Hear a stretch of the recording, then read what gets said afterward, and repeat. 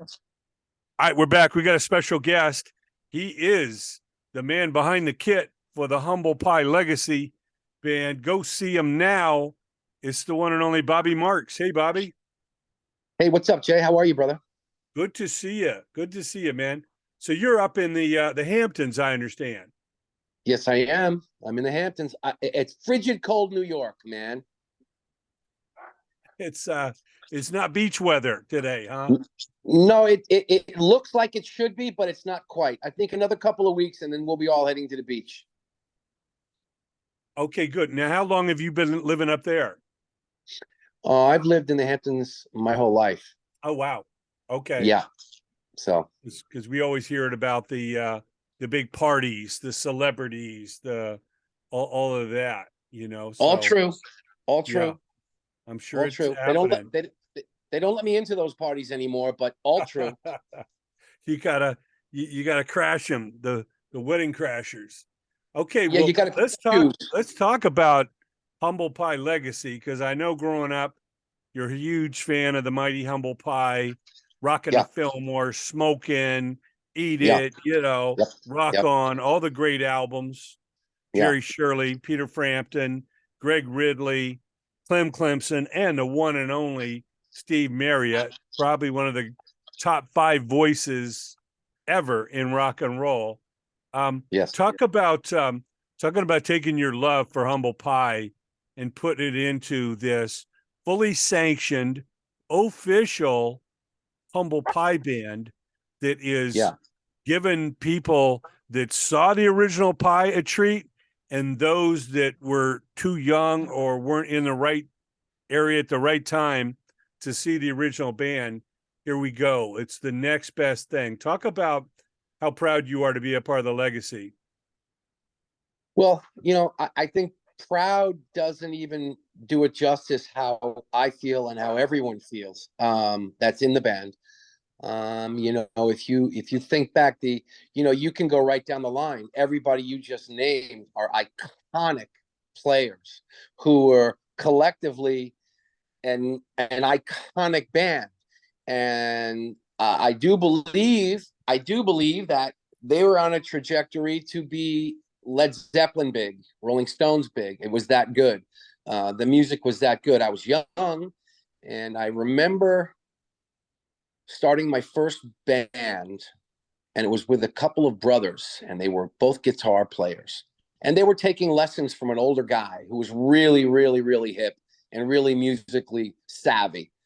And after he met me, I went over to a lesson with them, and we talked, and I played on the guys. There was drums in the studio and played on them. And he called us all in. He said, listen, he said, you need to take this album home and listen to it and study it. This is where it's at. That album was Eat It. And I'll never forget listening to it on the turntable, still not knowing what it was, just knowing that it was supposed to be great, was supposed to love this, and just falling in love with it. And the pictures. You remember when you used to get an album and look at the pictures for hours? I You mean, know what I you mean? the whole time you're listening to the album, flipping it over, you got the album and the liner credits, and Yeah.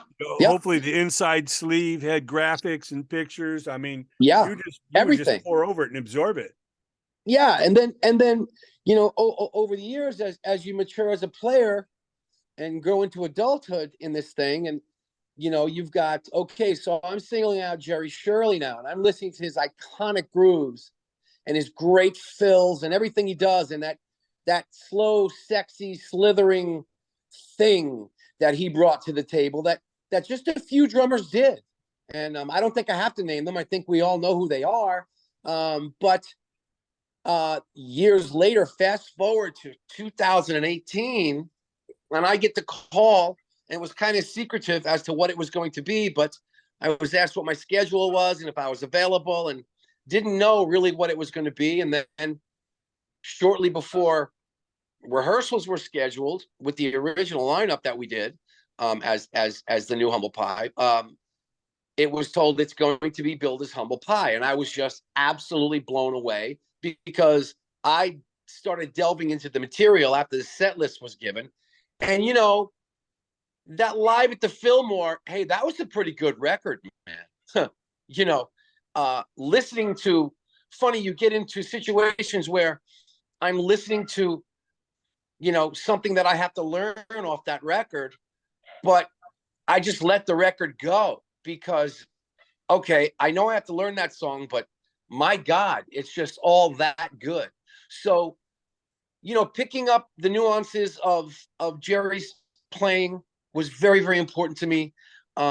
Being on the phone, emails, complimented and appreciated by Jerry Shirley, just about as good as it gets for me. I have a lot of friends who are big drummers, and they've all said the same thing, that Jerry is one of the great ones. There's a lot of guys that do it. There's a few great ones. Jerry's one of the great ones, and it is an honor and a privilege to be able to emulate his drumming. At the same time, he told me, look, make it your own. Now, not really. Yes and no. I said, I'm going to not even screw with the integrity of these songs. I said, let me do what I do, and you tell me what you think, because I'm really not comfortable screwing around with that formula that's on there. So we nail it, man. And it's fun, it's sexy, it's groovy, it's everything you want it to be. And it's hard rock and roll, man. It is hard rock and roll. Guitars, bass, drums, great vocals in your face all day long, and they're all standing and cheering, standing ovations when we're done. That's it. Yeah, you don't need to paint glasses and a mustache on the Mona Lisa. I mean, you want to nail it. What he's basically saying is, don't worry about being an exact clone of me. Put your feel in this, but I know you're going to deliver the sound, the swagger, what I basically did, but don't feel like you're in handcuffs. Like, Yeah, you there's can't a add fine something line. to it, There is a fine line of keeping that song, which is incredible the way it is, and quote unquote making it your own. Well, it will never be my own. It is Humble Pie. It is Jerry Shirley, and that's what it's going to remain. It's and I'm going to make sure every night that you get that feeling of everything I just described his playing. You're going to get that feeling. You're going to get it. There's going to be nothing out of the ordinary. It's going to be played correctly and at the proper volume, which is very loud, and a lot of fun, man. A lot of fun. Yeah, well, like you say, they were on a trajectory to be up there with the Zeppelins and the Who and the Rolling Stones and Deep Purple and the best of the best. And fate would have it that Steve had his issues, and it confined the band to the recorded work that we were left with, which Right. are classics. But I always say the best way to appreciate those finite records that we were left is to learn the stories behind the artist, behind the songs, behind the incredible story that they had. After talking to Jerry the first time, and he told me that Grand Funk and Mark Farner, Don Brewer, and Mel Schachtner had actually taken them under their wing. They had the same booking agent, the legendary Frank Barcelona, Premier Talent. And after the end of the first tour, I mean, they took Humble Pie for their first show on Madison Square Garden. They took them with them when they sold out Shea Stadium faster than the Beatles. They took them over to Hyde Park for over 100,000 people in London, and made sure that they were the band. So they're thinking, what can we do to show our fate, our tribute, our thanks, our congratulations, our love for these guys. So at the end of the tour, Steve says, I'm going to give them the SG. They had a custom SG Les Paul that was white and beautiful. Jerry said that was their backup. If anything happened to Steve or, Clem's guitar, that was the backup.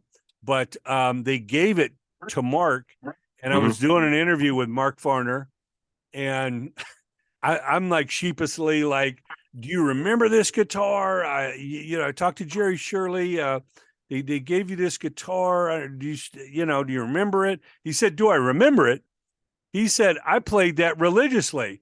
We went into the studio, our next album, E Pluribus Funk, and I recorded foot stomping music and all those classics with that guitar and took it out and played it on tour. You can see photos of me playing that guitar.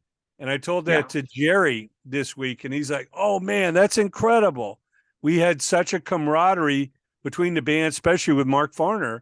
He loved Humble Pie, like so many of us did, but he was in a position to do something. And he's credited in the band in really helping break them in America. I mean, if you're playing sold out Shea Stadium, sold out Madison Square Gardens and arenas everywhere, one of the top American bands in the nation, wow, what an opportunity. You got a full sold out arena for the opening act, which nobody was taking lightly, especially in any interviews. Mark would say, make sure you get there early. Don't show up late, man. It's a full show from start to finish. So that was incredible hearing about that camaraderie between the two and those legendary shows. Well, I wish there was more written about and more video footage or any video footage or any audio of the Shea Stadium show in particular. Because it's like a footnote. But look, Grand Funk, Mark Farner and Mel and Don at the time before Craig came in, I am sure they saw and heard what we all saw and heard. Natural, no faking, coming from the soles of their feet, through their fingers and their bodies. And just that's what it was. There was nothing contrived about Humble Pie. It was fantastic music, and it was something we could all get behind. And just, look, I travel around the country. I've been in this band since 2018. I've seen it, and I think I told you before, I've seen the emotional response that people have to this music. I get to watch it.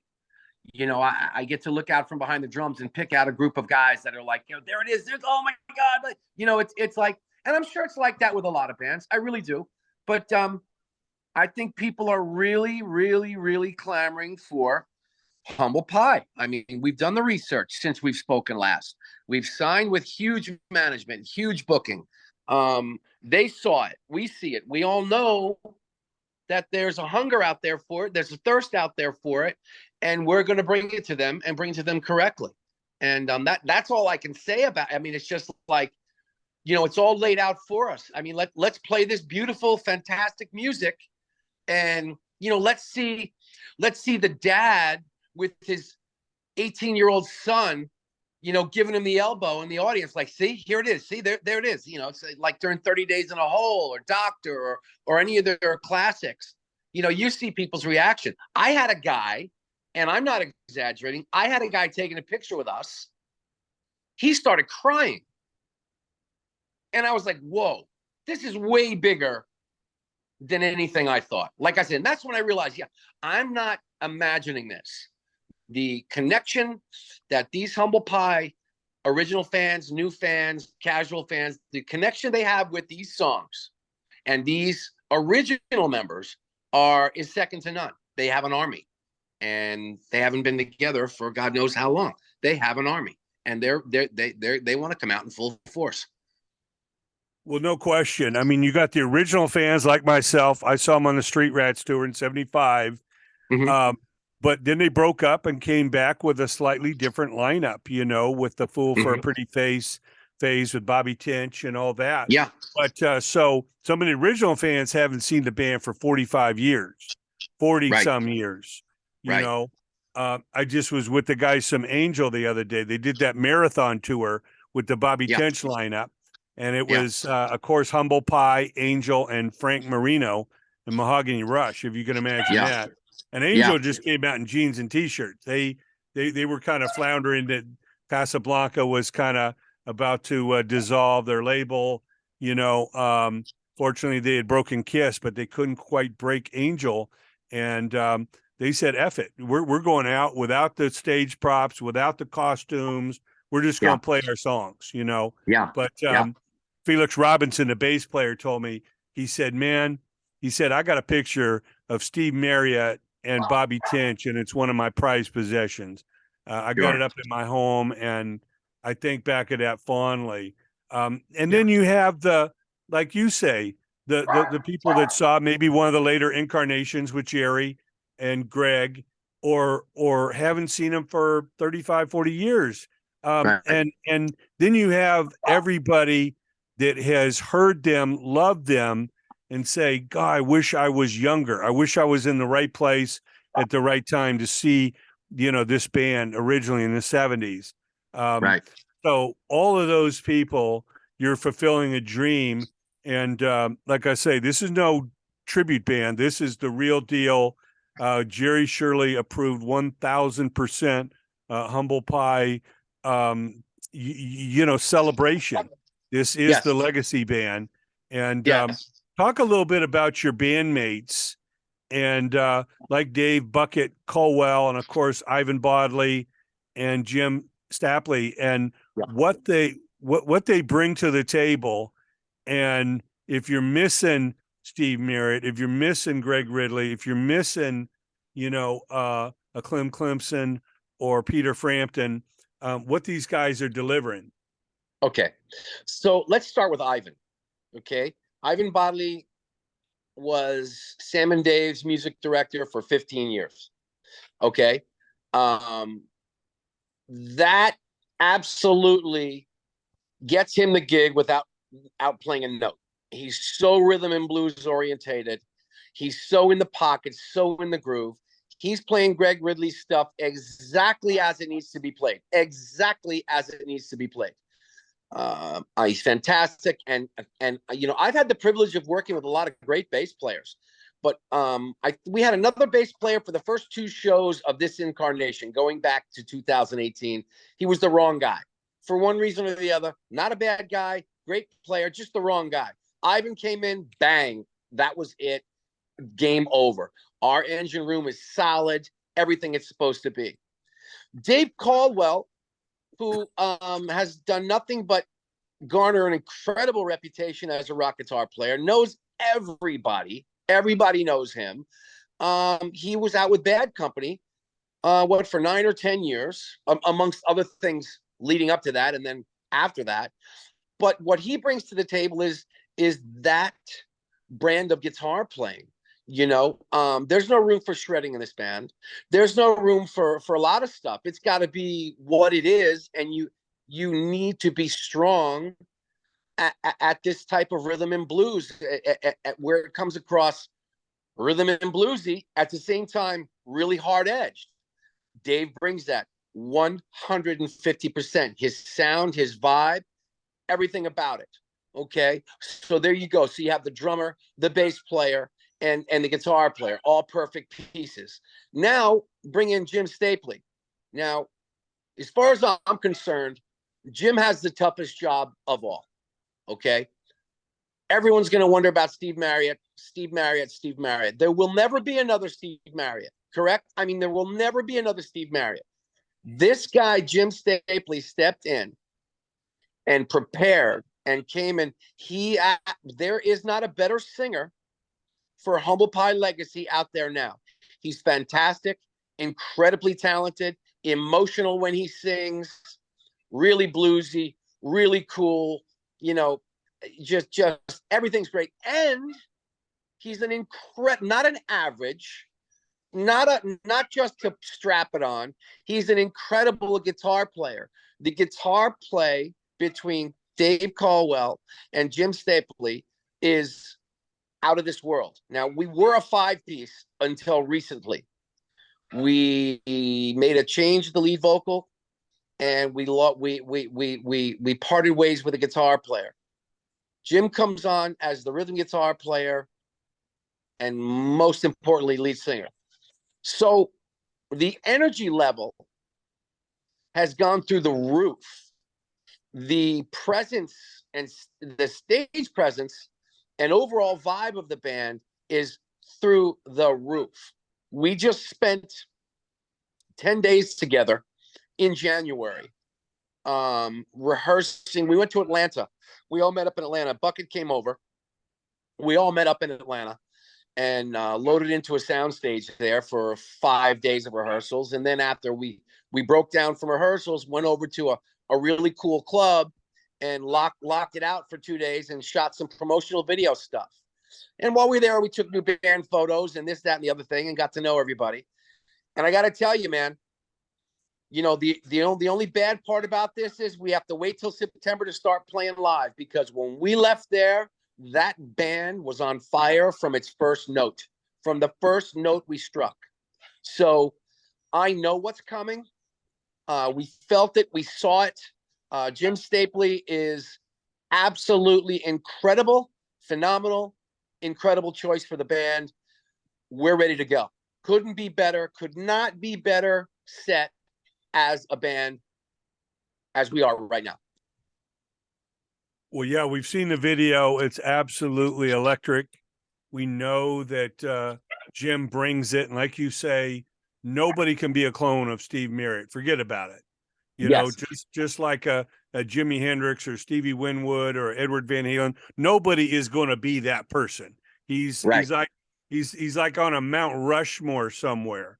But to bring the feeling, the swagger, the attitude, and the soulfulness of it is all you could ever hope for. You know, and he does. What are you going to sit there and watch an old YouTube video, or are you going to see this live band in your face hitting it 99.999% of the original? You know, think about this. For Jim to accept this position, you've got to be confident. You've got to have swagger. You've got to have all that stuff. And he had to know he had it and he could deliver. And my God, man, I think, wait a minute, the first song, I mean, Bucket flew out to Atlanta 3 or 4 days before Ivan and I got there. And some crew members came out with us. So they had time to, you know, in Jim's home studio, go over some of the material. We were going to do 6 songs. You know, there were 6 songs we selected to do for the video, so we could pick and choose and do. So by the time the band was there, loaded into the soundstage, when we struck our first note was, I believe it was, oh man, hold on. It was either 30 Days in a Hole or Natural Born Boogie. Okay. He absolutely nailed it from the first downbeat. And it didn't even dawn on me until on the way home, after the better part of 2 weeks of an incredible bunch of work, that, you know what? He not only nailed it in every aspect, but he did it every day, as stronger the last time than he was the first time. Incredible. So not only does he have all of the requirements and all the God-given talent in the world, he can belt it out. And if you look at the first run, you know, we're doing 4 or 5 nights in a row. And trust me, this guy is absolutely all over it, man. I'm blown away at his talent. Blown away. Yeah, and of course, we can only imagine. We play Performance, Rockin' the Fillmore. We hear 4 Day Creep, I'm Ready, Stone Cold Fever. I'm imagining these are in the set. Of course, the closer on that album, the all-time classic, I Don't Need No Doctor, covered by so many bands, or attempted to cover, should I say. And, you know, of course, there's other potentials in there, Rolling Stone, Gilded Splinters, Hallelujah. But then we go to the Smokin' album, like you said. And wow, I'm sure you guys are drawing heavily from the Smokin' album.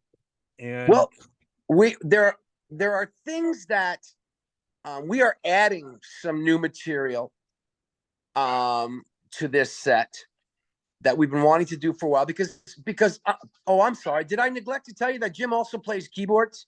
Okay, so that opens up a whole nother can of worms. Some material we wanted to do, but we kind of shied away from because we didn't have a keyboard player. We didn't want to add a 5th member. I mean, a 6th member to play keys. It just wasn't going to happen. But now we've discussed, I really don't want to get into the details, but there are songs that people have been asking for. Hot and Nasty. I didn't say that. And now we're able to do it. So we are right now, as we speak, I'm waiting for a new song list.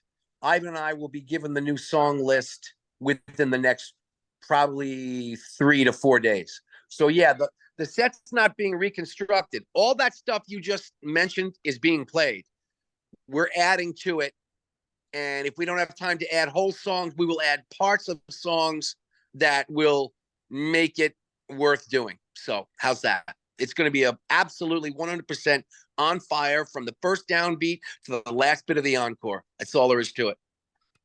Yeah, there's no question. I would probably start a riot in the crowd if I didn't hear Hot and Nasty. I mean, first time dropping the needle on that Smoking record, my head was blown off. I was not the same person after the last track. And hearing 30 Days in the Hole with that little a cappella intro, and Jerry Shirley told me the whole story about that, everybody hears that little, 30 Days in the Hole a cappella, and then you guys come slamming in. One of the greatest moments in recorded music. And of course, you have Roadrunner, you've got Come On Everybody. I mean, there's The Fixer, there's other songs you can pull from. And of course, like you say, the Eat It album, which also has amazing songs. But yeah, I'm listening to Hot and Nasty, and I'm like, yeah, there's a keyboard in there. And I looked at the credits, and it's Clem Clemson is playing the keyboard on that. I'm like, damn, these guys are so multi-talented.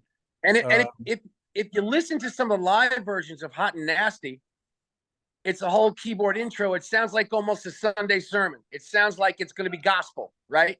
It's like that chord is being hit, and Marriott's just talking to the audience a little bit and getting a little this and that, and all of a sudden Jerry hits that kick drum intro, boom, boom, boom, bang, and it's like this groove with that cowbell that you've got to get off your seat.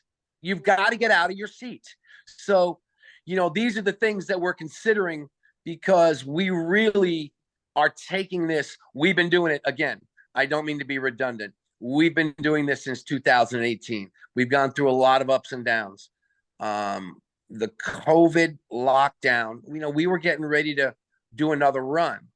COVID locked us down. So what happened was, as torturous as that lockdown was for everybody in the music business, but I can only speak, detail wise, personally, for me and the other guys in the band. It ended up being a blessing in disguise, because we were picked up by SKH Music. Steve Karras is our manager. Steve Karras handles Toto and Steve Lukather personally, and handles a lot of big acts, and also got picked up by Gary Buck and his son Alex Buck for booking, who are monsters in the booking field and have been for a long, long time. They had a plan. They had a plan of attack. It has all been put into place. It took a year to get to the point where, okay, now it's time to address the band. Let's get in rehearsals. Let's get ready. Let's get the tour planned. We are dealing with a team, a quote unquote front office of Jerry Shirley, Steve Karras, Alex Buck, Gary Buck, and the entire staff at the booking agency that are really putting a plan into motion that's going to benefit us all. We didn't want to go out, drummers, we're ADD. We want to go. Let's go. But I had to calm down and sit back and just watch the process. I've never dealt with people in the industry that were in charge of my career that have done everything they've said they were going to do and more in the timeline they said they were going to do and more. It's a perfect business situation for us, and we are ready to implement our end of the deal now. And that's where we're at. So the first leg is booked. I do believe there will be more dates added to that leg, but that's where we're at. So it's basically, let's go. Yeah, well, most of these are east of the Mississippi, and I understand you got a concentration of cities and all that out that way, starting Yeah. in Georgia, ending there in Ohio. You go up to Minnesota and all that. But as I spoke to Jerry Shirley, California is a big part of the history of Humble Pie. They were signed to Yeah. A&M Records at Sunset Boulevard in La Brea. Yes. They, played the Forum. They played the festivals. They played San Francisco. Lord knows, the Fillmore West, after recording this album in Fillmore East, Bill Graham had them playing. Jerry said they played the night of Altamont. And while most of the Bay Area crowd went to Altamont, it's a free show with the Stones and the Dead and everything. Who wouldn't?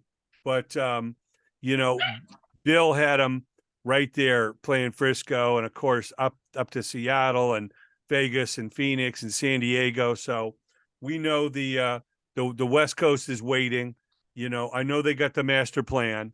I can't speed it up if I could, but Jerry knows there's huge history out here on the West Coast, and we can only imagine. And also, Texas being a big rock and roll market, you can imagine how many cities and stories the original Humble Pie made. Like I said, I saw him in Dayton, Ohio, just in between Cincinnati and Columbus on the Street Rats tour. And man, I moved to Panama, Central America. Huh? I was born in Dayton, Ohio. Were you really? I was born in Dayton, Ohio. We moved out to New York when I was 2 years old. But, we're coming. We're coming. And like you said, the key there is master plan. I'm not pushing. I'm not rushing. It is being done correctly. And we're going to all those markets. We are absolutely going to all those markets. And you will know as soon as I know. Well, we can't wait. And it's certainly going to be a pleasure to see and feel, the live power of the Pie again and celebrate.